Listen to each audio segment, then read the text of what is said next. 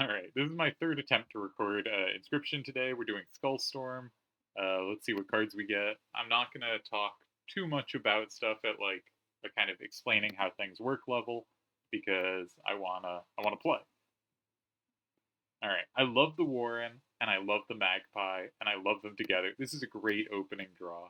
Uh, to briefly say how I did in my other two attempts to record, one, every run went horribly. That was the second one. The first one, uh, was interesting and good, and I'm really sad I don't have the recordings because it was so much interesting happened. There were a lot of fun decisions. There were fun, very different decks that got built. It's sad. All right, so I really want to put the Magpie on the Warren, but also, so the goal of Skullstorm in general, especially the first map, is we need a plan to beat the first boss. And we're going to need items, but we have a forced item at the top. So we could get a pack rat here on our left, but I think we're going to get an item refill at the top, and I'm pretty happy about that. So I think the question is, do we want the campfire or the sacrifice? And we need items, and we need something that can do 5 damage. Dire Wolf Pup, when it evolves, can do 4. We need it to get to 5. And so there is a huge benefit to taking campfires, because that has a chance to get us to 5. I do not, however, want to get the Trader Trapper thing. So I'm going to just go middle, and I'm just going to combine my Warren and my Magpie, and just have a card I really like using. And it's one of those, this doesn't solve any of our immediate goals, but if we do solve those goals, this is going to be a card I am so happy to have in my deck, right? Because I play this card, I can tutor anything else out of my deck, and it creates a bunny that can also tutor anything out of my deck, and it ramps me so I can play a 2-drop just from it while drawing multiple other cards. So for instance, we can already see it work well here. We play the Warren, we're just going to have our whole deck drawn. We get our rabbit, we draw the coyote. Admittedly, the rabbit doesn't help us draw another card, but we can immediately have our dire wolf pup out just on its own. I mean, without needing other cards. We're also going to use the items because there's an item refill, and it's better to have choices among the items in general than to have a pack rat, though pack rats are pretty good too. This also gets us our 4th gold, so we are going to be able to do 4 damage on our first turn of this run. This was very good early deck, but it's worth noting. Actually, we did 5 damage, but because we used the pliers. But it's worth noting that a deck that feels really good, like this one looks like it's going to, it still needs to be able to answer the boss, right? Just because I have good initial tools, but I've done nothing to improve my stature at beating the boss. And so there are decks that have pretty bad tools, but have the things needed to beat the boss, and they can develop to be good. And there are decks that have good tools, and they don't get anywhere. Alright, Beaver is part of some fun combos, but we don't really have the tools. So let's take the Ant Queen. We can either sack the Ant Queen onto something cheaper to get its ability of spawning an ant card cheap, or we can move the Raccoon onto the Ant Queen so that we get that out of our hand, basically. So that we guarantee we'll draw our Warren. All right, I'm going to take the Pliers. They give me the most outs to get another item that can clear. For instance, if I have the Scissors, I can clear a row for a turn, and with the Dire Wolf, I can do 4 damage, and the Pliers gets that up to 5, which is enough to beat it. So you got to take the Pliers here, and yeah, the Pliers and the clock can do it. We just need to pick positioning. So if that's the case, so the campfire is the only thing I really want coming up, but I hate the gold pick, and I think I'd rather have card selection, because we now have a plan for the boss, Dire Wolf Pup. We have a really good 1-drop in Warren, and I don't want more 1-drops, so I can guarantee I get the Warren. And often if you get the gold pick, it will be, not only will it be an insect, often an ant, that is often a 1-drop that you don't really want, but it also is an extra ability, which makes it harder to sacrifice and get rid of, because you can't alter those. Alright, we didn't get our best card in the opening hand.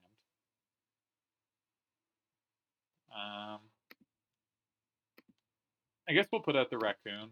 It's just 1 damage, but it heals 1, and given that we're going to be taking a whole bunch of damage here, uh, trying to stay alive is very much worthwhile, because they're going to be threatening 3 damage on board. And so this gives us the chance to be able to sacrifice it into Direwolf Pup, I think. Yeah. Which gets us to 4 health when we hit for 1. But after this turn, the Direwolf Pup will outpace their damage, and we just survive on 1 health here. Alright, the River Otter is actually pretty nice to see, because it doesn't block the Direwolf Pup's attacks. So this is a Coyote or Warren. Get the Coyote first. That's bad. Alright, but we have a few turns, and we are outpacing them damage-wise. Right, they do 3 a turn, we do 4. The River Otter will take 3 turns to kill our Direwolf. So we still have time.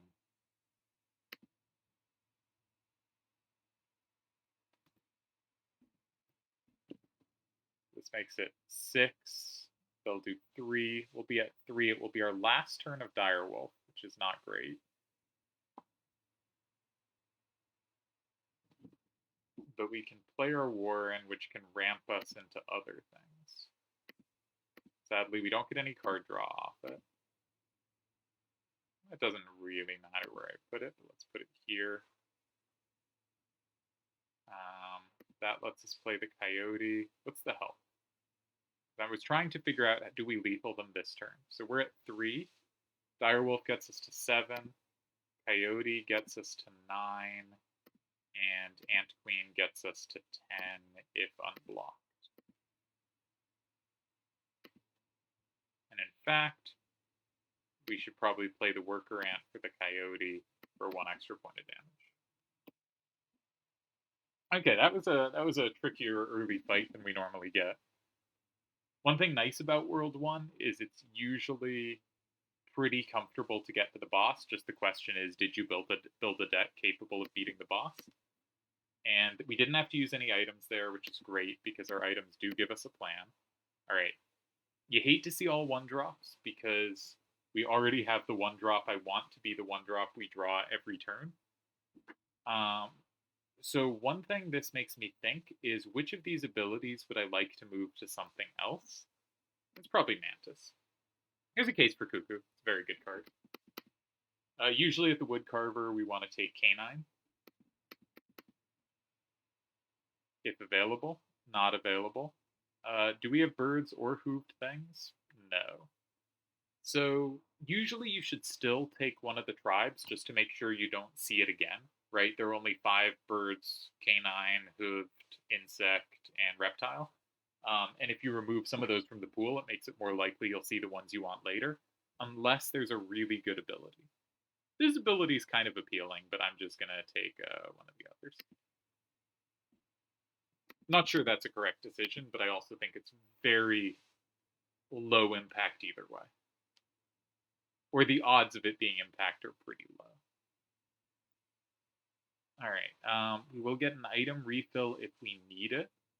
Otherwise, we have a 2-sack option or a campfire and sack option. So we're probably going to go up the middle, but I could see us going left or right. Like, if we have to use items here, if we don't have a way to beat it without items, then we can go up the right and have another chance to draw items good enough to beat the boss.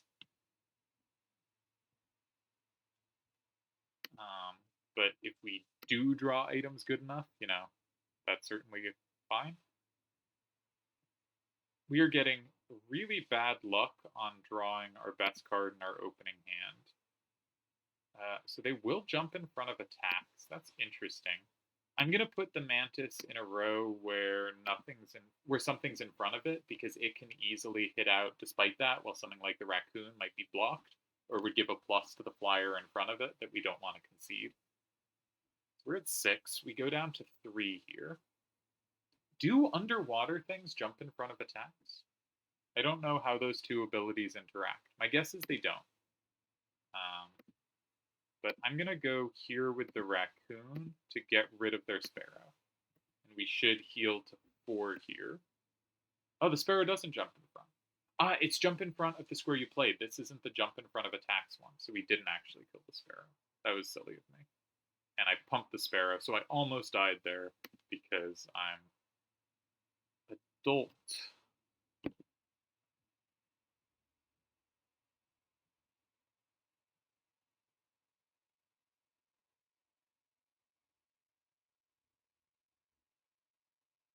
Alright, I don't think I should play the direwolf.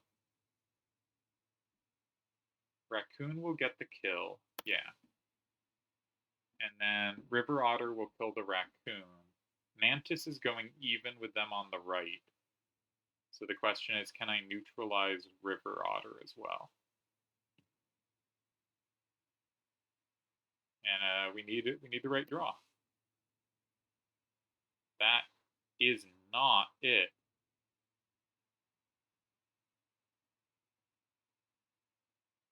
I have to use the pliers.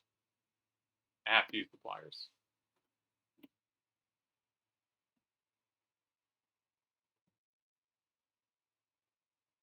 Now we survive a turn. I don't have to use the clock. And I want to save the clock. The clock's a very good item. I don't want to reroll that. Okay, we go to 1 again. There's a warren and a coyote. Either of them survives us a turn. Okay. So the warren can block one of the river otters. Still not enough for us to survive. We get to draw the coyote anyway, though. We can play the coyote. Coyote will go even with one of the things over on the right. Neither will touch each other. So actually, that's probably the best place to do it. And do I want to get the ant queen out this turn? I think so.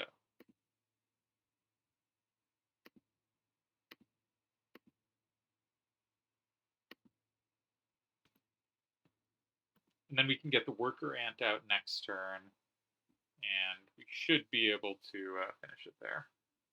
Or, like, finish it within a turn. They're now doing 4 a turn. Yeah. I wish we hadn't had to use an item here. We were in good shape. Not great shape, because our deck is kind of messy. But good shape. And now we have to make a tough decision. We do survive the fight, but we had to use pliers. And so the question is, do we need to grab an item, or is a campfire good enough? And we get a campfire anyway if we do go for the item, so let's go for the item. It just gives us the best chance. It's not necessarily the best long term, but it is good short term. I'm going to take an insect here. We have a little ant synergy. I don't want to be an ant deck, but we have a little synergy there. And if we get a cockroach, that's great. We got a ringworm. That's terrible. All right, useless card. But we have a shot at an item. Okay. This is not good. We don't have any flyers, so the magic bleach, it doesn't help us get through an extra point of damage. We don't need more card draw. Maybe we take the black goat and can get our stuff out a little faster. But basically, we really now need this to be a +1 for attack. If this isn't a +1 for attack, I think we lose. It is a +1 for attack. The run continues. Because now we can get our direwolf pup. Ooh, we also had an out with Mantis. Alright, we weren't actually completely dead without this. But this helps a lot. Because this gets the direwolf pup up to, when it evolves, it's a 3/5 instead of a 2/5, and a double strike, so it means it's for 6, which means if we clear a lane, it can single-handedly deal with the grizzlies, and the spinny clock clears a lane. So we have hope. We got the angler first. My preferred order is just the game order. I think it's clearly easiest. You want the prospector first, the angler second, and the trapper third. But mostly, I think the trapper, you want to delay the trapper.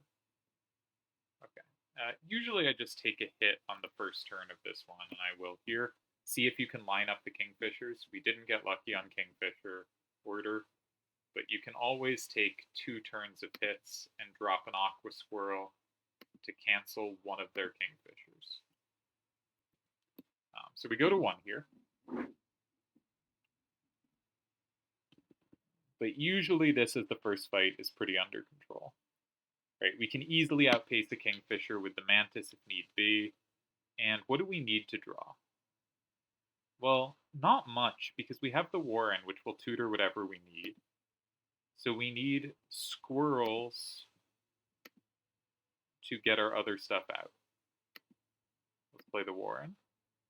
And we specifically need our Direwolf to be in the center left row. This seems like as safe a moment as any to get it there, because that's the row that will rotate into having no opposition when we use the spinny clock. Maybe I should have used the black goat. I wasn't really thinking. Yeah, I should have. I'm going to play the Mantis as well. Let's draw the Coyote. That's the kind of easiest card for us to play. We don't want to put anything on the far left because that will be rotated to our opponent's slot. And also, that will be a square for them to block our Direwolf Pup's attack that needs to win the game. So we will lethal them this turn, so we don't actually care about their hook. I'm going to play here. I'm going to use the black goat just to make sure we're empty on items, so that when we move to map 2, we, if we land on an item spot, we get to redraw both items, just because black goat is not that valuable a slot, an item. And yeah. So generally the goal is build a good deck that will be reliable on average fights, while having the items and capacity to do enough damage to a single square to take out the boss. And here, I do think we've managed it. So we're going to rotate. And you can see we have made a lane where we can do enough damage immediately. The Mantis helps, so even if we hadn't gotten +1 on the Direwolf, we would have won this fight with Direwolf and Mantis, which is nice, right? You don't always get that kind of reliability built in, but it's even better we got the +1. And so far, I think I'm playing correctly. I think I've not done anything wrong. All right, I don't want more 1-drops. It's already going to be hard enough to clear out the 1-drops we have, and this deck's not going to be very reliable with like the Raccoon and the Ringworm. So what I'm going to do is I'm going to take the Mud Turtle. I'm going to take a 2-drop here. The Raven Egg, I think, is like the best card in a vacuum, but not the best card for us. The Mud Turtle is also quite nice on the Dire Wolf Pup if we can sacrifice it to it. It's one of my 2 favorite things to put on it, the other being Death Touch. But the reason I like it is because it means the Direwolf Pup can land and not die that turn. We don't have to be near as careful about like right now we can't put it in front of a fir tree because the fir tree will kill it because it has annoying. So it makes it much easier to get on the board as quickly as can be, which you want because you need it double striking as soon as possible for the healing. And secondly, it means it's also better at dealing with the Grizzlies if it can be shielded from a move. Okay, let's look at our map. All right, first one, we get possibly a busted card, and then we have a real choice to make. So 6 hearts, 4 power, 4 blood. I love it when it's like 3 abilities. That's usually the easiest one. So, okay, what's easiest for us? 4 power. We have 5, 6, 7, 9 power. The Ant Queen counts as 1. So we have 9 power over 8 cards. Not great odds. 4 blood. We have 1, 3, 4, 6, 7, 9, 10 blood. So that's a better option. 6 hearts. 1, 2, 3, 5, 8, 9, 10, 12. But we need it to be 1.5 as much. It's got to be blood. That was 10. Unless I forgot what I counted. That's not a good start, and we can't get it. Okay.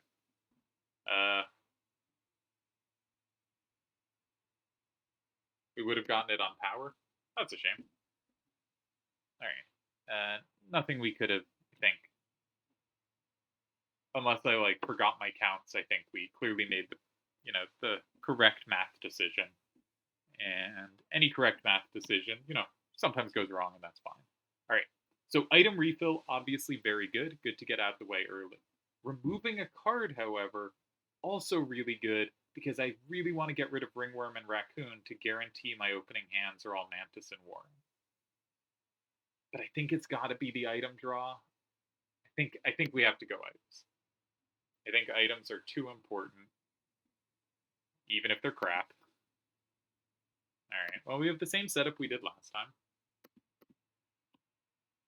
and we'll get another try at the cave for a good card, and maybe the cave will be kinder to us.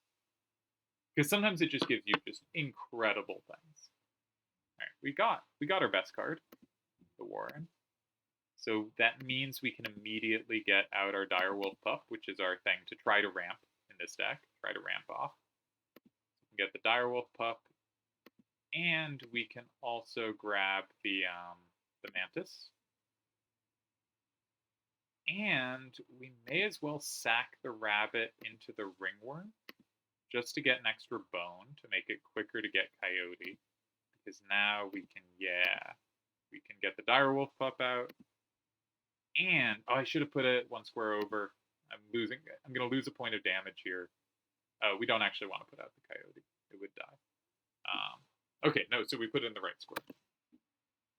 But I didn't calculate it correctly before doing things. Because the mole is going to jump in front of the Direwolf Pup's attack, and it's going to do 3 and 3. And if the Coyote hits it first for 2, then the Direwolf Pup hits for 3 and then 3 extra. Well, if the Direwolf Pup hits it twice, that kills it, and then the Coyote hits only for 2 more. Right. Let's get our Coyote out. This is not a square where it's asking to die, because that thing will jump out of the way. And the Direwolf can certainly survive a hit from the Pronghorn.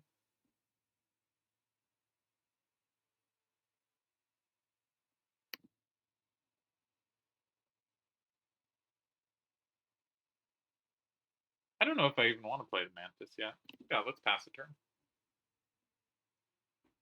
Because that kills the thing behind it. So I probably should have played the Mantis. I didn't... Oh, it would have been... Yeah, we were just doing overkill. I can't count. Cool. Alright, I'm definitely going to go for the busted card chance. Just when you get something great, it's fun to play with. And also, it's like a unique card you just have trouble getting other ways. 5 bones, 6 hearts, please be 3 abilities. 4 power. I mean, we have the same deck we did before, right? 8 cards, what's the power? 2, 3, 4, 6, 8, 9. Hearts is 1, 2, 3, 5, 8, 9, 10, 12. But it's 6 to 4, so we need to be 13 and a half. All right, so I guess we go power this time. It would have worked last time, but we did make the right decision last time. Because we had a choice between something we had 10 of and something we had 9 of. That's a bad start, but we get there. All right, I'll take it. It's our card number 1. 2-1 jumps in front of things, bifurcated strike. X2 gives its stats to what it's sacrificed for, makes a bunny. Perfect. 1-1 gives us bees and can tutor other cards. That's a perfect 1-drop, right? Our 1-drops that can tutor each other means they can get us whatever we need in our deck. And yeah, that gives us tools. Do we have dupes? Yeah, we don't. If you don't have dupes, the mycologist says you can have just another of a card you already have. And I think we should take the Direwolf Pup here. All these cards are good, but again, I want to minimize my 1-drops that aren't busted. And those cards, at least unmodified, aren't busted yet. Okay. If we go left, we can combine our Direwolf Pups. If we go right, we can get a duplicate of a card we already have. What would we rather do? Would we rather get a 3-2 Direwolf Pup or another Warren? kind of like having the 2 direwolf pups, especially when we have so much tutoring. I'm going to go to the right. I also like landing on the choose your card square more than on the pick a tribe square.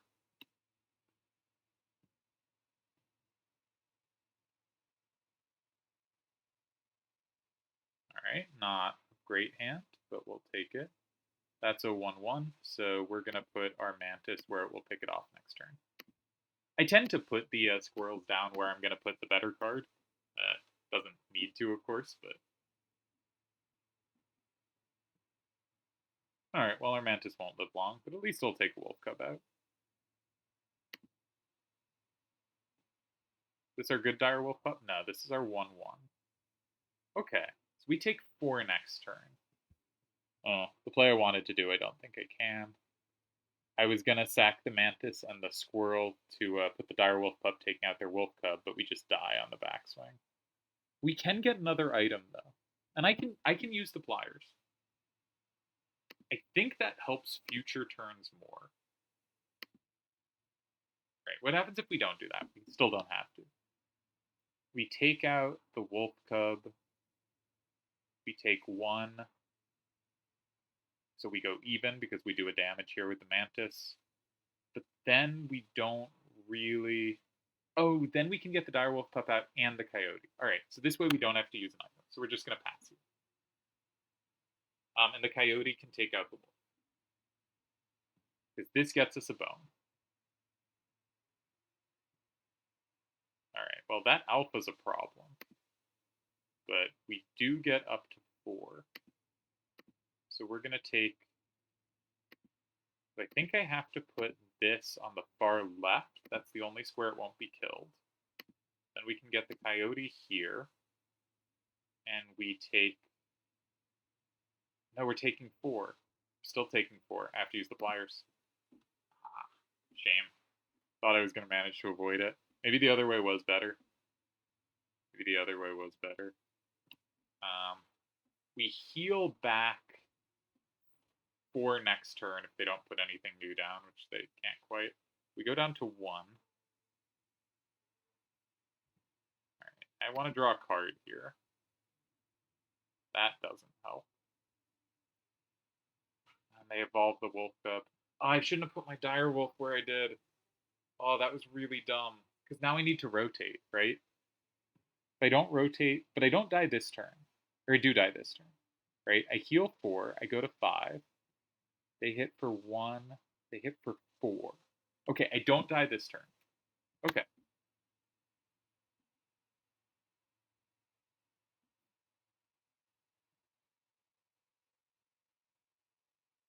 Jesus. You don't like me today.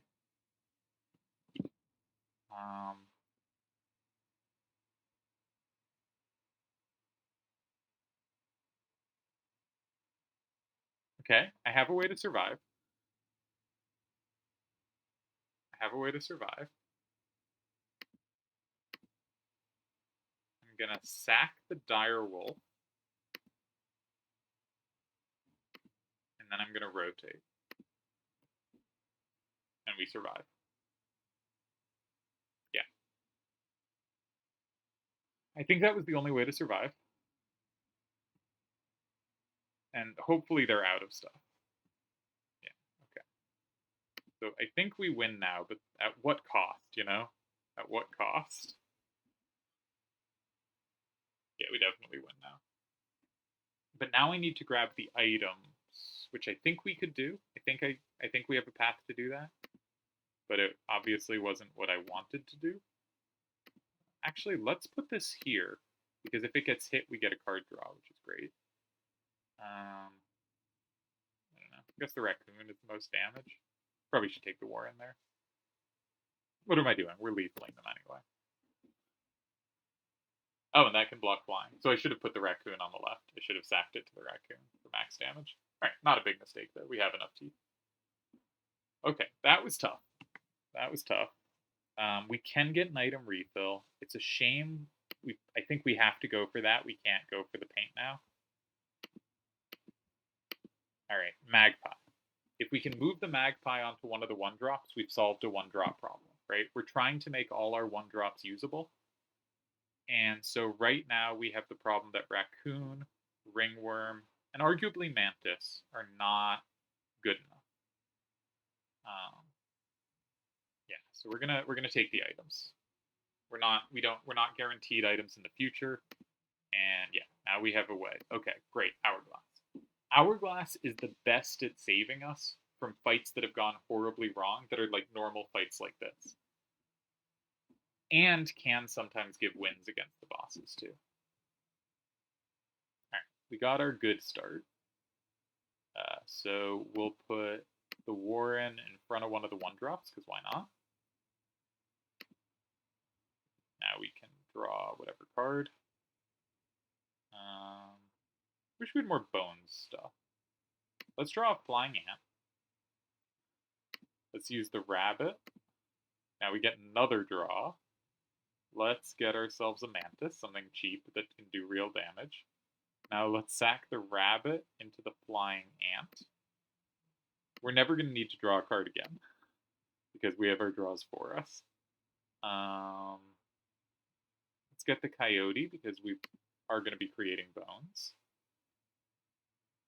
And now those two will get hit, and one will survive, and the other will give us a bee that will also be able to tutor a card. So we're going to be very much ready to draw a squirrel next turn, which is great. Love drawing squirrels. That flying ant was a really nice card to get. We can draw a squirrel. We can play a bee. Get another card out of our deck. I'm going to get the ringworm, which is kind of goofy, but just to give us another sacrifice so we can build up bones. So yeah, I'll do that there. And then squirrel. And I think it's time to play a real card. So we'll pick off the opossum. It's hard to pick off the wolf cub, but I think we should. We have to give up this card to do it, but it's going to turn into a 3-2 next turn. So, trade I'm comfortable making.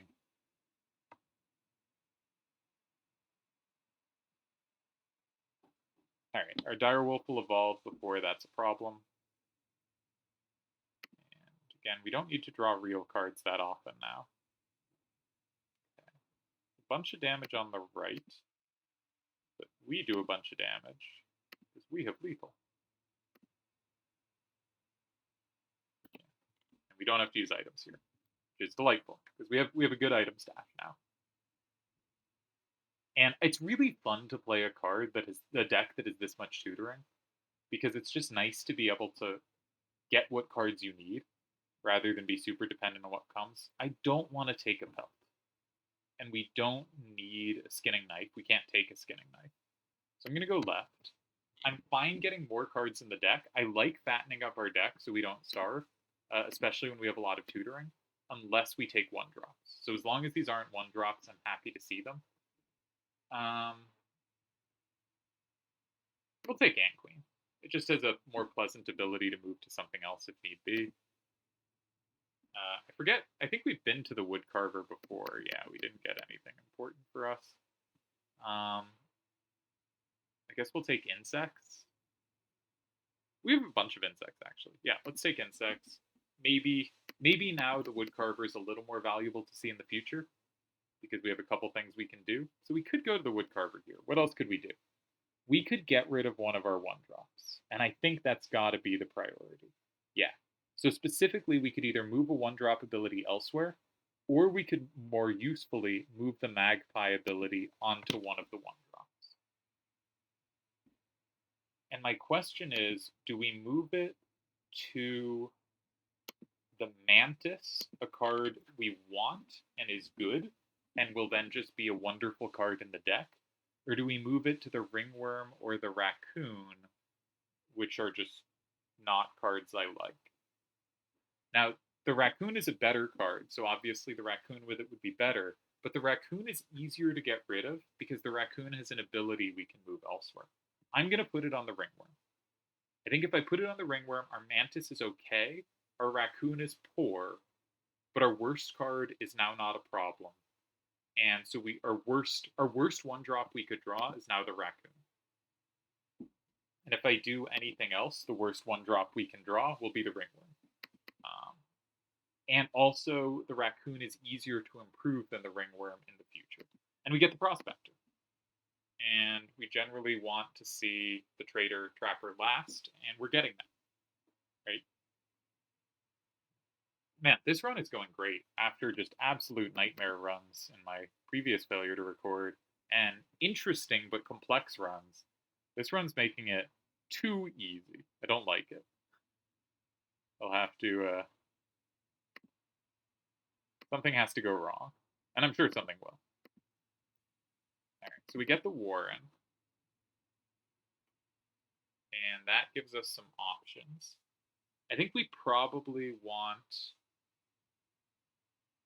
the Mantis, because we can get in a little damage. Yeah, let's take the Mantis. Because we're going to be hit for 3 here. But the Mantis can get rid of that in 2 turns.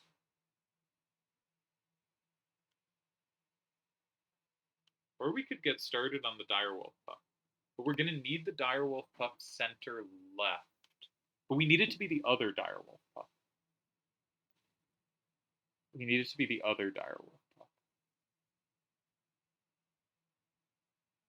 So, okay, what I'm going to do is I'm going to play the Mantis here just to get a little damage in. And the Rabbit, I'm going to play the Rabbit just to force us to draw the other Direwolf Pup. But I'm not going to play it until their wolf has come down. This way we heal a little, so we get up to 6. We'll go down to 3, and they'll put something else on the board, like a coyote or something. Or maybe another wolf or a wolf cub. Wolf cub. Okay, that's not so bad. And then we can sacrifice... Yeah, we can sacrifice both things on board. I don't mind taking another hit for 1. We can sacrifice both things on board to the Direwolf Pup, which gets it in the row it needs to be in, and gives it time to evolve. And we might even get to pick off the pack. We will get to pick off the pack mule here, which is nice. We don't always get that. Now, it's a little bit of a shame they put a wolf opposed to our Direwolf, but our Direwolf will beat it. So we may as well get our other Direwolf going. Right? I think we don't... There's no need to hold this stuff up. And if we have a turn to land it on the board, usually correct to do so. The wolf really close to killing our Direwolf, but we get to draw a bunch of things. Maybe we'll get something fun. Nope.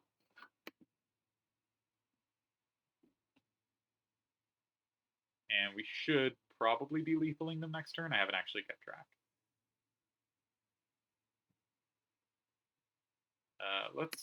Squirrels can't hurt. Oh, we are not lethaling them. We are doing 7. They're surviving by 1. I don't want to play something in the other square, because when we rotate the board, that will give them a defender. We need to leave that square on the far left open. Now, we could put something there and then sacrifice it next turn, but I don't see the need. We're going to draw a real card. All right, 2 bosses down.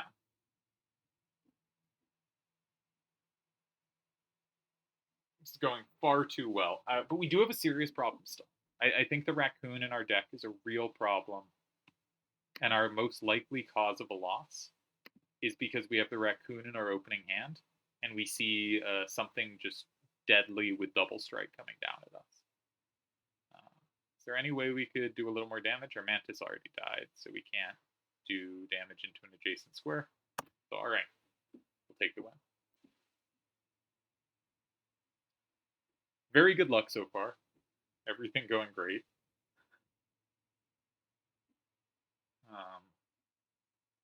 Yeah. I just feel so sad for my lost runs. There was a fun one with an Undying Skink, which is a combo I always liked, but it had some other fun cards in that deck, and it got killed by a bifurcated thing at the end. Alright, we don't want 1-drops, and Alpha is a fun ability, so that's a very easy pick. And we don't have many bone cost stuff, so Alpha's like a pretty easy card for a deck to play and insert without it fighting with other things for its cost. Alright, so my main goal right now is to get rid of the Raccoon. I think this is the right way to think about this deck at this point. There is also the thing that we need to be able to do significant damage to beat the final boss. And we might not have enough damage output. Okay, so this is a pretty easy 3 abilities, as most decks should pick. Because most cards have abilities, and many of our cards have multiple abilities, right? The third one has 3 on its own. So if that's available, that's the pick. Not great. We can't take the 0 or 1-drop. We have to take the Elk. It does do 4 damage a turn on its own. You know, that's pretty decent power, but not a card I love. So I see the X up to the left. On the other hand, there's such good rewards on the right there. So my inclination, this is going to be too greedy. All right, let's not be greedy. We have to get rid of the Raccoon. I want to get rid of the Raccoon and improve the Mantis. Which means I want to be able to go left, which means I should probably take an item here. The Campfire gives us a chance to get rid of stuff, though. So there's a case for the Campfire. There's a case for the Campfire. Let's go Campfire. Undisciplined pick. Alright, so what we're going to do here is we're going to feed the Raccoon to it, hopefully. 50% chance it eats it, and if it doesn't eat it, then at least our Raccoon's a 1-5 now. Right? But I hope it eats it. I had like 10, 12, 15 of these decisions, some number in that range, go against me. Nice. Alright. Things are going my way this run. But I had like 10 of those in a row go against me. I also had like a 75% chance that the Starvation wouldn't land in the right square. You know, I just had this unbelievable run last night of anything that had a percentage chance went against me. And they were kind of fun games because I was trying to adapt to it, but I was not doing very well. So we did get rid of our worst 1-drop. So all our worst 1-drop now is Mantis. All right, 3-7. You could argue that's a problem. All right. So we can Ringworm to draw a card. And I think we want to draw the Warren, because that lets us draw 2 cards. The other nice thing this does is we get... Alright, I'm going to go for the Flying Ant. We're also going to be making bones while doing this. Let's just get all our drawing in. What's the card we want most? It's usually the Direwolf Pup, right? That's our big win condition. So we can play... Let's play the Flying Ant. No, let's not. We'll play the Direwolf Pup. Play it over here, out of the way. Oh, then I can't play the Flying Ant. What have I done? I'm not thinking. I was going to draw one more time, but I can't here. Luckily, I don't lose this turn, but that was dumb. We could use the Hourglass, but I really want to save that. And we don't die this turn, so I don't know why I'm making such a big deal out of it. But there is a 3-7 coming at us. Alright, so we're definitely drawing a squirrel. I was trying to sequence this such that I could get the Direwolf Pup out and the Flying Ant block the Moose Buck, but something short-circuited in my brain, and it did not go as intended. Alright, I'm going to play the Alpha for the boost. That seems fun. We get to kill the Mole Man. We get to do 2 damage with the Flying Ant, 1 more with the Alpha. And our Alpha survives, right? We get a B for next turn, which also draws us a card. Let's go this way. Take the B. We'll draw a Coyote. I'm sure we're going to be creating more bones. We'll get nice Flying Elk. It's going to do 6 damage this turn. And nope, not that card. And the Coyote for a little bit of overkill. Little extra overkill. This was a fun fight. I like this one. Oh, I totally missed that they had that. Luckily, it doesn't stop any of the damage. And we did not use items there, which is nice. I should be ready to use the pigs just to get some extra bones, but it's pretty easy for a deck to make bones. Okay, what do we need right now? I'm worried about the Mantis. I'm really worried about the Mantis. I'm really tempted to say go for the X just to get rid of the Mantis. But we could really up our power level by going to the right. So I'm going to go right. And I think this is the wrong way of thinking. I think there's a way of thinking where you're just like, I'm going to take the best thing at each opportunity. And that's what I'm doing here. But I think we're just going to take the middle one. That's always the best if available. But I think, yeah, see, we already passed it with the first card. But I think the right way to think is, how is this deck going to lose, and what can I do to fix that? And I'm not always good at switching to that kind of thinking. On the other hand, what a lovely Alpha King. Alpha. But I'm not... Sometimes for me, switching to that kind of thinking is difficult. But I do think the Mantis is a problem. I think if we draw the Mantis, it would be so easy for us to get run over before we draw anything else. So what do we want here? The safe thing to do is pick something like the Tutoring Alpha or one of the other cards, because there is a chance he switches one of the symbols. So the Warren could give us a Warren which doesn't have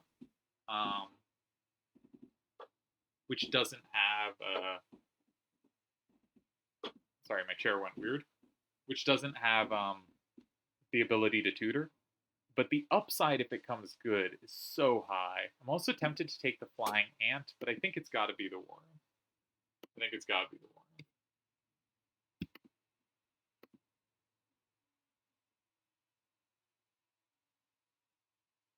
All right. It has the shove thing out of the way, but that's fine. The more of these we have, the more we can both tutor themselves with them. All right, we're going to go left for optionality, but we'll probably just go right after that.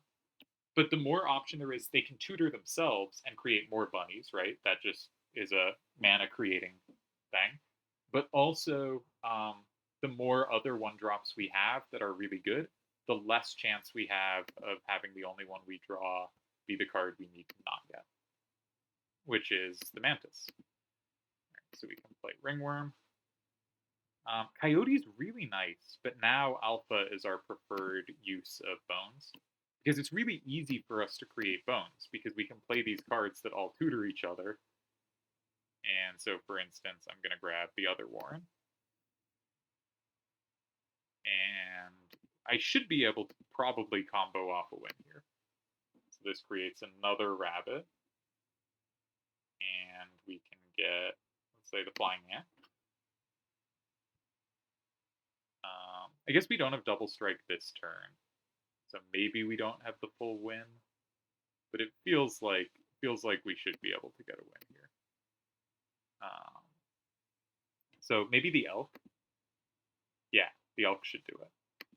So if we put the Elk, it's got to be in one of the center rows. So let's say here, because otherwise its multi-hitting thing won't work. And then we put the Alpha here. That's already lethal. What's the most powerful thing we could get as well? Let's get the other Alpha. Boost its stats some more. Oh, we can't. We don't have the bones because we just played it. Okay, but we can create more bones. So let's get 1-cost things so we can keep sacking. So the Flying Ant. Should have done this the other order. Oh no, we're out of 1-cost things. Alright. So we can't quite get out the other Alpha. Alright, well, this is lethal. We'll take it. So this is actually very, very similar to the deck I won with earlier today, where I just had this incredible ability to tutor whatever cards I wanted. And it's really fun playing with a deck like this. Okay. If we go left, we're only stuck with the stupid stuff for a short amount of time. I should have used the bones so I could get the skinning knife here. Ooh, that was a mistake. And we hit the mycologist. What would we do with the mycologist? Man, Mud Turtle, you were looking kind of shaky there. We could combine our alphas. We could combine our direwolf pups. That would be nice, right? That's a real boost to that power. If we go right, let's just take the chance at another super card.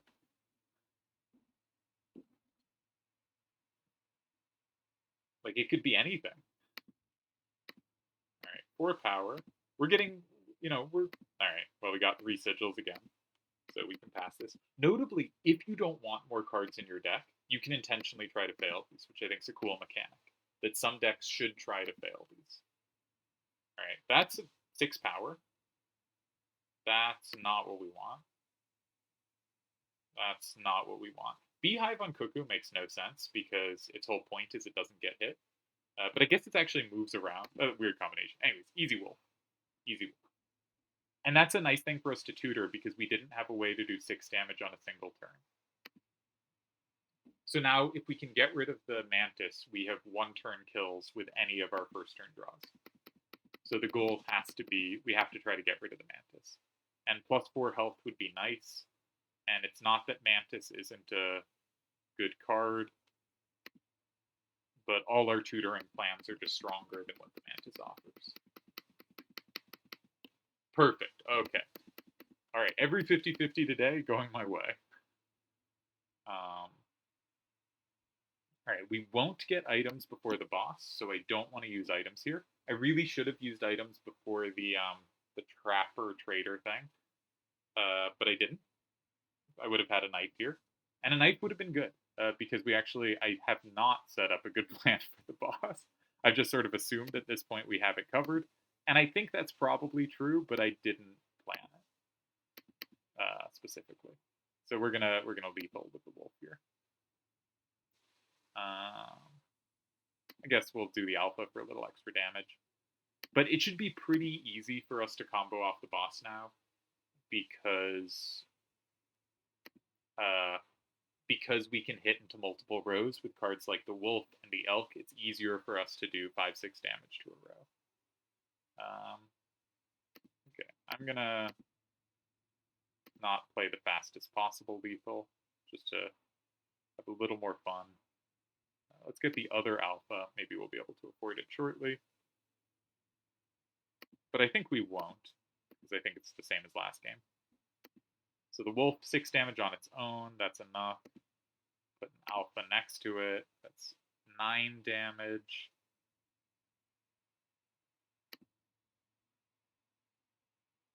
Now we can sack the rabbit, which also draws cards. Everything draws cards. Into the ringworm. No, we're not going to be able to create enough to get our other alpha out. So let's just end it. I should have put the rabbit next to the alpha. That was dumb. Would have been 1 extra damage. Again, not important, but we may as well notice precision. Like, my instinct should be, sometimes it's to leave those squares open. We're going to go left. I don't want to get forced into a 1-drop. Here, we might get forced into one if they're all 1-drops. But if they, in the other one, we wouldn't even get any, it's harder to choose between in a way that doesn't get it. All right, let's take another direwolf. We might be able to see a mycologist. No, we won't. We're almost done. All right, so 3rd boss. Okay, what would we like to up its power the most? Probably our brand new wolf, right? Probably our brand new wolf. Yeah.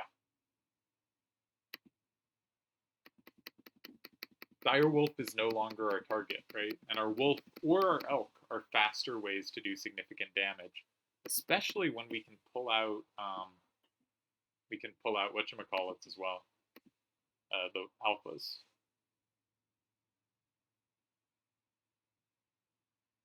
Okay. Every time we play an insect, we get an ant. Those ants are 1-drops, which means it's even easier for us to create bones because we can just sack 1-drops into 1-drops as we've been doing, So this makes getting both alphas in effect much easier to do. That's great. Now we want to use both our items this fight because I do want to redraw items before the final boss. It's possible we get worse ones because the hourglass is great, but I do want to redraw. Okay. Yeah. So now we just combo for eternity.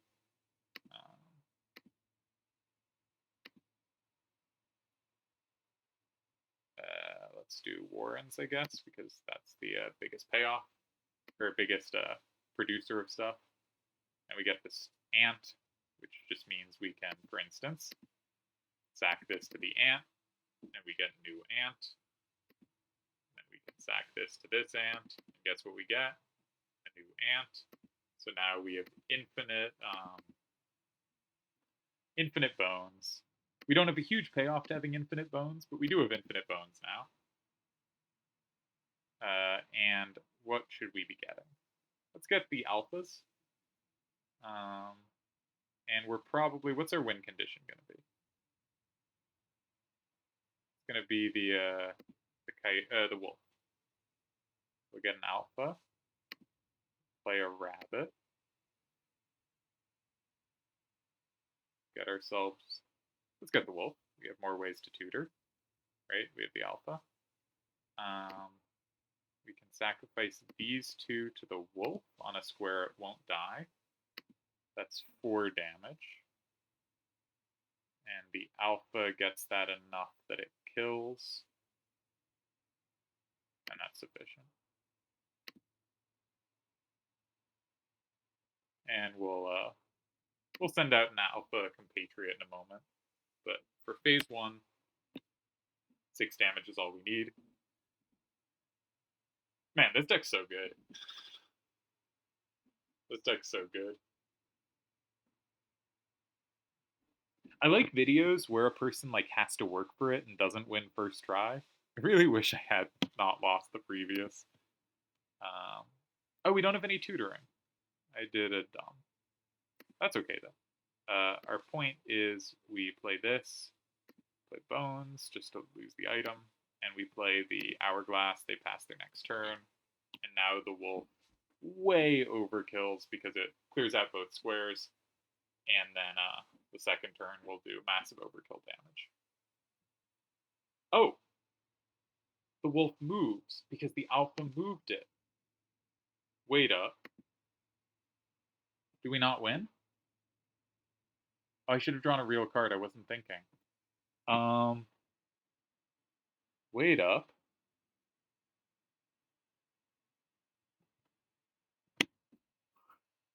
We're only doing 2 damage.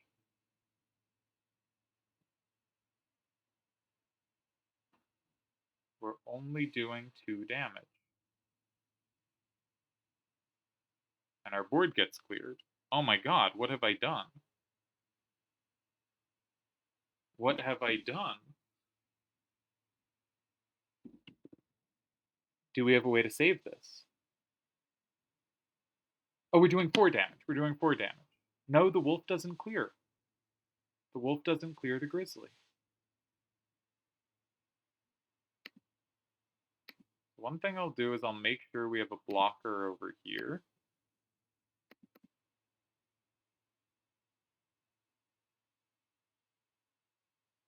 Okay, I could put in 2 more worker ants. 4, 4. Then they go down to 1. I can get them down to 1 life.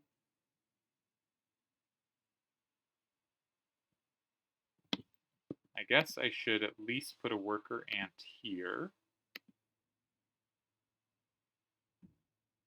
Right?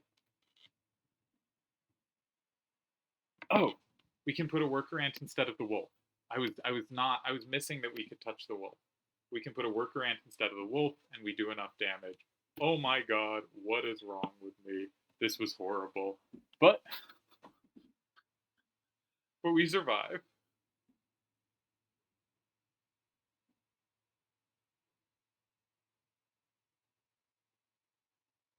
I gotta be aware that the alpha moves like that, right? Gotta be aware of that. Oh man. Good thing we got the reptile totem. Or a bug totem. Oh my god. Alright, we have to take the red heart. Red heart actually pretty good for us here because we can just sack worker ants to worker ants to do infinite damage with the red heart. So actually the red heart is a great card for this deck now, which is ludicrous because the red heart is crap. We're gonna fill up items. Oh my god. Alright, let's take a squirrel. We never really need to... Yeah, let's take a squirrel. That's the thing we run out of. And let's take the clock. Okay. Not the perfect answers to the final boss. I was hoping for a magical bleach. I think that just... Magical bleach makes the third phase so easy that I was going for the redraw for that. But the clock is very good here, and the squirrel's good. The question is, can we do 80 damage? And the answer, hopefully, is yes, but sometimes it's hard. One nice thing about the clock here is you can just steal one of their 1/8s, which is great. So let's do that immediately. And let's take the squirrel immediately, because why not? And let's get started on figuring out what cards we want.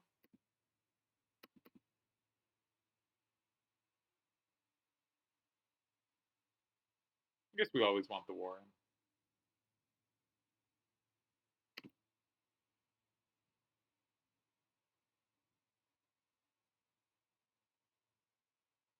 Okay, so we can do infinite damage with the red heart, so I really don't have to be too concerned about using other cards. So, as long as we have a worker ant in our hand, but I think we can't get a worker ant out of our hand at this point. Like, anytime we play them, we will just draw another one. So, guess we should get one of the alphas in our hand. Or the red heart at some point, but it doesn't need to be now. Oh, let's get it in our hand now. Make sure it's there. We're going to have more card draw when our flying ant dies in a sec, so I don't need to have it this moment. And we have it with alpha. Alright, let's end turn.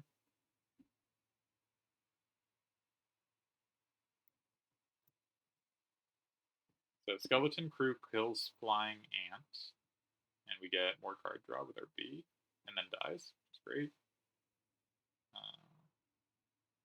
Okay, so if we can draw their thing to the center right, it will die. I might just go for lethal here. Squirrel.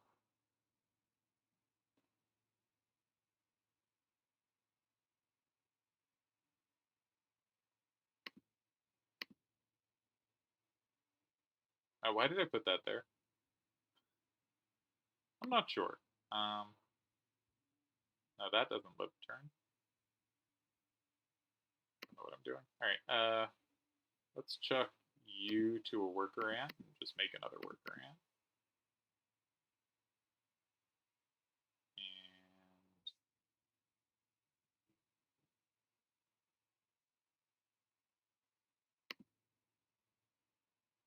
let's chuck you to a worker ant.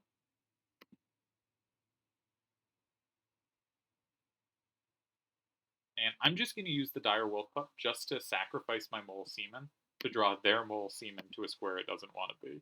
This is probably not worth it, but I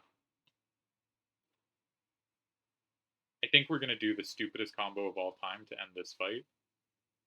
So, given we have infinite damage on the red heart, I think it would be amusing to win via infinite damage on the red heart.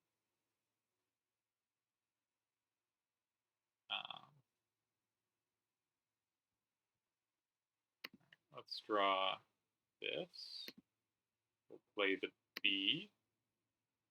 And we'll draw, I don't know, maybe the elk? Yeah, the elk will clear out this phase faster.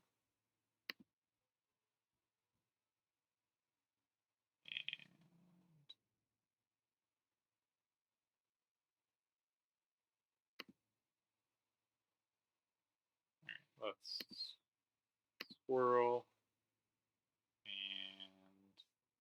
Elk won't quite finish it. Alright, let's just double worker ant. That's 5 damage, and let's triple worker ant. That's 9 damage. That clears the phase. Okay, you know, this went really well. I think it's over now. I don't think I can lose this. I think I just so obviously do have enough damage for the final phase. Like, I have infinite worker ants. I have pack rat. Maybe we'll get something fun on that. And they even killed one of their seamen. Great. Alright, so okay. Squirrels are more useful to us than anything else. And I guess we'll play another worker ant. Just clean up with workers. It's weird that this deck ended up kind of like ant-oriented.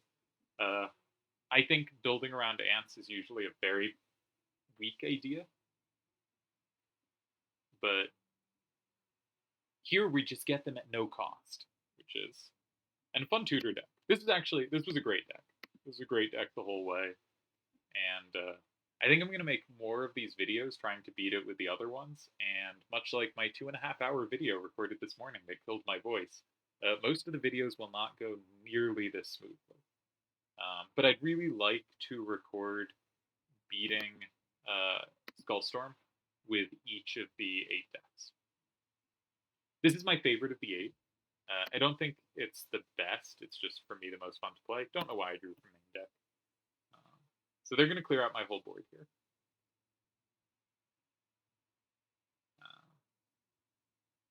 Because they hit every square. If you get the magical bleach, they only hit the far left square. But if you do decent damage, the skeleton crew comes down. There's some kind of inputs depending on how much damage you've done. So if you do no damage, the game won't help you that much. Alright, how do we want to do this?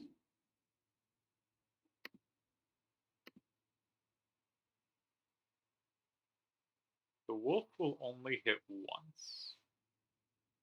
Let's do 1 huge damage turn. Can we make that happen? I think we can make that happen. So,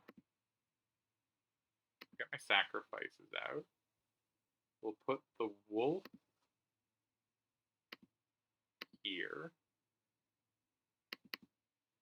We'll put the red heart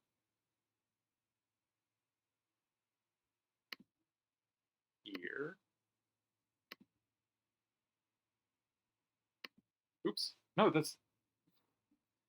Well, that was dumb. Okay, in that case, we will put the alpha here, boosting the red wolf. And we'll get something to draw if need be.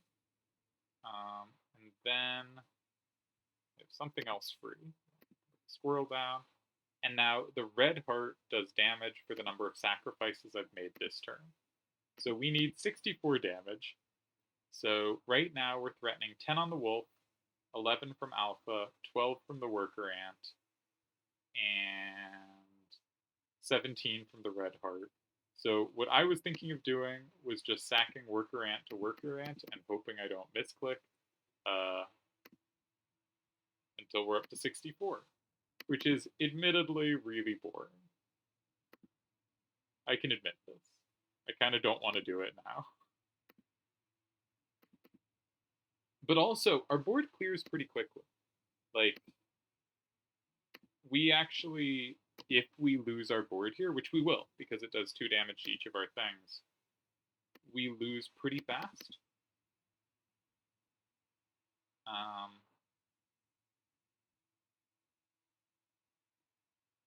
Maybe we should sacrifice faster. We don't have, we have the coyotes free. Okay.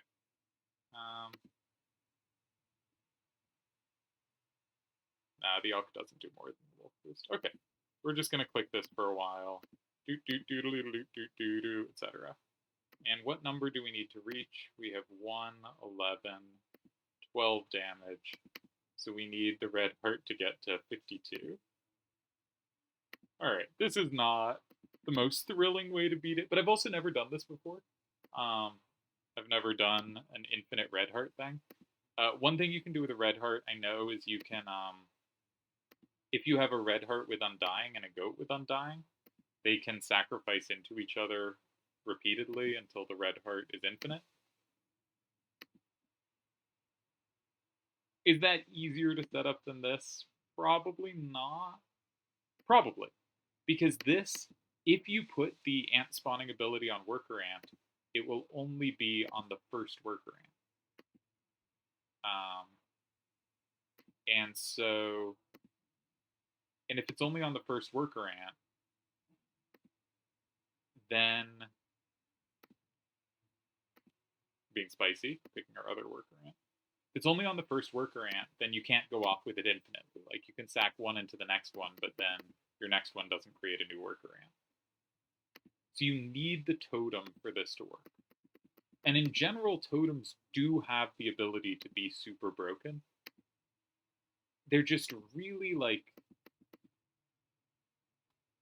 they take effort to go into, right? And you need it to come right. They're such an unreliable way to help your deck, and on a difficulty where I think you really, I almost clicked the red heart there, where you really need reliability to come through. It's gonna be hilarious when at like 50 I click the red heart by mistake and then have to actually win this fight. But I really like the idea of overkilling it this much, even if this is super boring. Anyway, yeah, so building a cool tutor deck is a really fun way to deal with your one-drop issues. Magpie's a great card to pick up. I don't know, I think I actually played good this round. I think I made a mistake not getting a skinning knife when I should have. But I, in general, identified the way my deck could lose. And of course, if you identify the way your deck could lose, you often don't see the benefit of it, right? Because you got rid of the situations where suddenly it's horrible. But you could imagine a hand where I get like a bunch of 2-drops and Mantis, and I'm just a little slow. And if anything comes, and I didn't end up getting this, right? We didn't get some horrible Turkey Vulture with Bifurcated Strike. Though I actually didn't look if that had happened because it was so clear I could one-hit kill with any hand.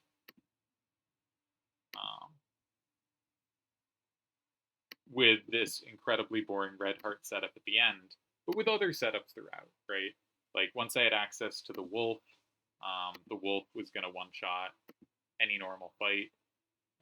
The elk was pretty close. Direwolf pups needed a turn or so, but usually after a turn, the upgraded Direwolf pups can manage stuff. I think the Warren might be the best 1-drop in the game. Creating a bunny and being able to ramp up to your 2-drops is just amazing. And a Warren with Undying, you need something to be able to deal damage, but a Warren with Undying is like infinite armor and infinite damage, except can have some flying issues. So you need something that can deal damage quickly. A Warren with Magpie ability is just tutor 2 things out of your deck and ramp to them, which is also an incredibly powerful effect. Warren with Beehive, all your bees create bunnies, so that is just also absurd ability to ramp up sacrifices that can get anything you need out.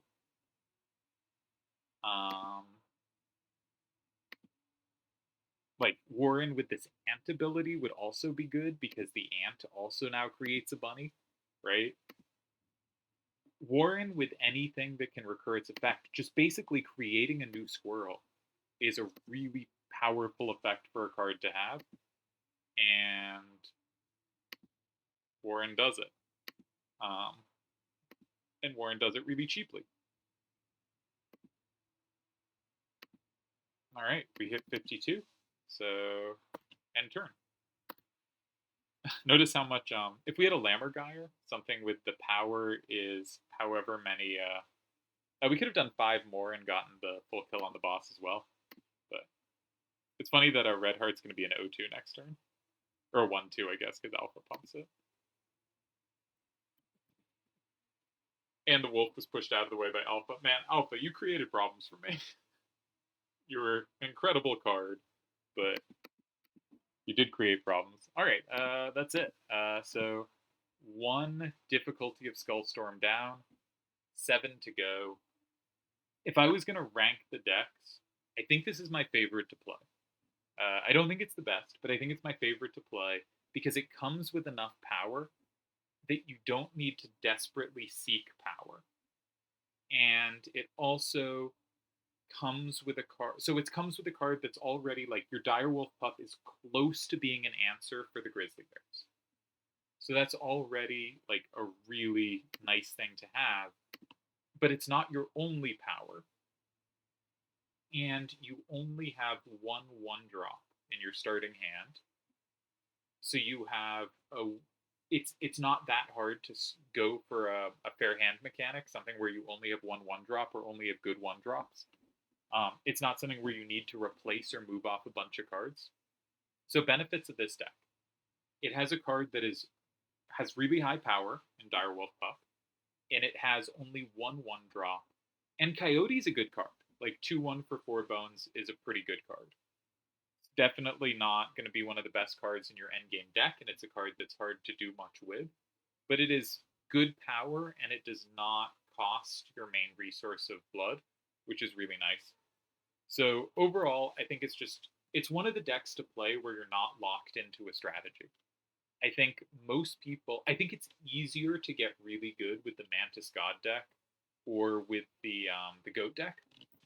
And I should say I'm not actually that good with those decks, so maybe I'm wrong. But I think they have a kind of a clear strategy that you run that strategy virtually every game, and you're basically playing correctly. Um, and sometimes the cards come and sometimes they don't. So sometimes you win and sometimes you don't. But you're not doing as much adjusting to what comes. And I think this Bones deck is a nice combination of you can adjust to what comes and you can adjust in any direction. There are other decks where you have some freedom, but you're really low on actual damage. So if you don't take something that deals damage, it's going to be tough. And there's decks where you have good damage but no real abilities. So you're probably pushed in an ability direction. And you could go a whole lot of different abilities, but both of those, there's a fair amount of freedom, but there's also a little bit of like you have a weakness. This deck, in part because it kind of has the least weakness, has the most ability to do whatever comes your way. And that is why it is my favorite of the 8 decks. Incidentally, I have not beaten Skullstorm with all 8 decks. I have beaten it with 7 of them. And it will not take much effort if you look at the decks to figure out which one I haven't. But actually, very quickly, the vanilla deck. Really solid power. Like 5 power in your starting cards and a card that's already at 3 power. Like genuinely solid power. It is 2 1-drops, so it's hard to fair hand mechanic with. But this is another deck I think is just fun to play, even if it looks basic, because you don't need power immediately, and so you have room to maneuver. The Goat deck has a clear plan. You got to get rid of the stupid mole card, and you want to make your Goat recur if possible. There are a few ways to do it. So there's a bunch of cards that can come that are good, and be able to get out cards like the Moose Buck cheaply. One cool thing about the Goat deck is like you really want to pick up 3-drops because you can actually play them. And most of the other decks, you avoid those cards because they're terrible. But the Goat deck actually wants them and is really strong with them, and is widely considered one of the 2 strongest decks, and probably correctly. The Ant deck, you have 2 1-drops, so it's hard to fair hand mechanic, and the Ant effect just isn't that strong despite what you've seen this video. The Ant deck was the 7th deck I beat Skullstorm with. I found it really hard. It was the only deck that I didn't beat within 10 attempts after I got good. Trifurcated Strike, you have 3 1-drops, but one of them is incredible. Probably the best card in the game is Mantis God. Probably it's not all that close. Ringworm has some uses. Yeah, this deck's very strong, but it's very much a build around Mantis God deck. Make Mantis God your only 1-drop and go off. I hate this deck. Bones, really solid power. Like, if we look at the power level, this is 3 total power. This theoretically is up to 9 if you get all 3 ants, both the 2 ants you have and the ant that it can spawn in play, but maybe is better thought of as like 4-ish power. This one's 3. This one's 3. Can be a little more with the Kraken, depends how it goes. Call it 3 or 4. But this one most likely is 7. And that's just a huge amount more power than other decks have, and that's really nice. This one is 1, and this one is 0. So you can see 7, 5, and then maybe Ant is kind of third in starting power, but Ant really doesn't work well. So these two decks give you this initial start on power that's very helpful. The 0 deck, I think, is very good, but also you really need power immediately. And I've lost a whole bunch of runs where I was like, wow, that card's incredible. Like, I got a Warren plus a Cockroach. I can make an Undying Warren. And then I just lose because I literally can't do damage. Gek is the only thing. I guess Bullfrog has 1 attack. But, like, if Gek and Bullfrog get walled or die, like, it's just over. So you have to take power early. And that means you can't take abilities immediately, or you can only take 1, and you need something with power. And that actually makes it a little trickier to put something together. But it is probably the deck. I think it is the deck I have the highest win rate with. I think it's not all that close. So I think for my playing, this is the best deck. But it has a limitation. And this deck, the eggs can hatch, but I've never done anything in that direction. I think is a really fun, worse version of the null 0 cost deck. Because 1 bones is very cheap, right? If one of these dies, that's enough to pay for another's. Like, you just need to make 1 sacrifice to a 1-drop. So these basically all end up playing for themselves, and they're basically just like having 3 squirrels in your deck. And having 3 squirrels in your deck is great. Like, squirrels are actually, like, you might think squirrels are bad to have in your deck, because they're, you always have access to a side deck of squirrels. You don't want your main deck diluted by squirrels. I think that's not how it plays out, though. I think it actually ends up being pretty good, and importantly, none of them cost 1 blood, or 0 blood, so none of them mess with Fair Hand Mechanic, making it quite easy to move into Fair Hand Mechanic here, where you only have 1 really good 1-drop, and you're just guaranteed to get it. So I really like this deck. I think it's worse than the Null deck. I don't think it's the best deck, but also, like, so I have not won with Waterborne yet. Ants is a deck that took me like 15, 20 tries. But the other 6 decks, I did 10 to 20 tries with each. And basically, I won 10, 20% with all of them. Except for Null, which I did better with. I think I won 30% with that. But, and this is small samples. But it's just to say, my win percentage with it, I think I did 20 runs, and I think I won 3 of them, so 15%. I think it's a little lower, but not that much lower. And it's a kind of fun deck to work with. Okay, we should stop. I have recorded so much of this game today, but I'm really glad. I think I actually successfully recorded a run, and it recorded the stream properly. So, yeah. Wish I'd had a couple losses in here, just because I think seeing things fall apart also makes it clear how well things can go. But I'm sure future videos, things will fall apart. And I did already put up a video of me trying with the Bones deck and losing. And losing late to the horrible Turkey Vulture with Double Strike, which is just a nightmare to get. But this deck that we had this time could have handled it, because this deck could force a 1-turn kill against any board, basically.